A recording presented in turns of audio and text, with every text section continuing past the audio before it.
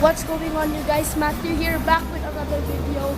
Today we are at Shopwise and we just bought some milk and medicine, and we are going to this barbecue shop, a barbecue restaurant, and eat there.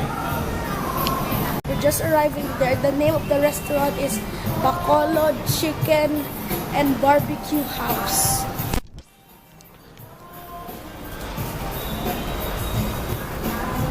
So they have a choice here of grilled food.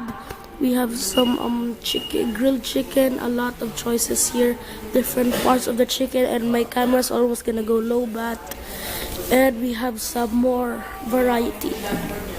So my camera literally just almost died, but this is what I got.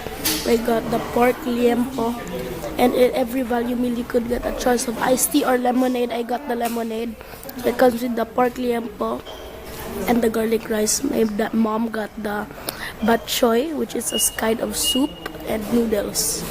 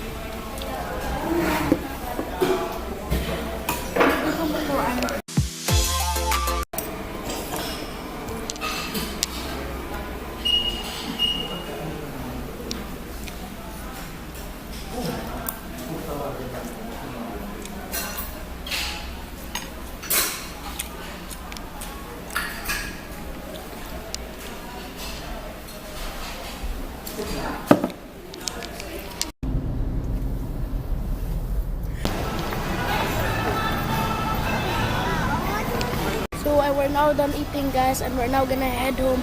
I'm so full. The pork was really good. Like what I said, the pork was really good. We're now gonna head home, guys. The picture in the menu is very different to what they give you in the menu. It looks like a deep fried, crispy, thick cut pork. It's like deep fried and crispy, but when they give it to you, it was actually grilled. I thought it was deep fried and it looked crispy in the picture, but it was different when you get it on the plate. So it's very different in the menu and what they give you, but the food was really good. It was seasoned well. It has that strong barbecue flavor that I really like.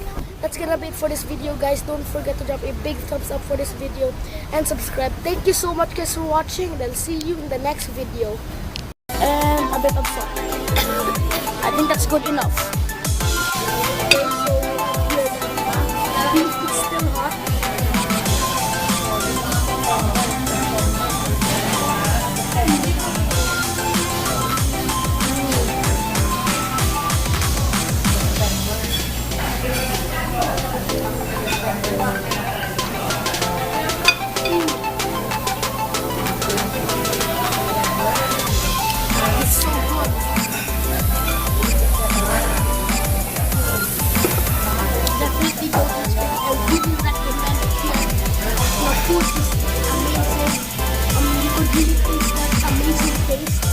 When you come with the beef pepper rice, it's really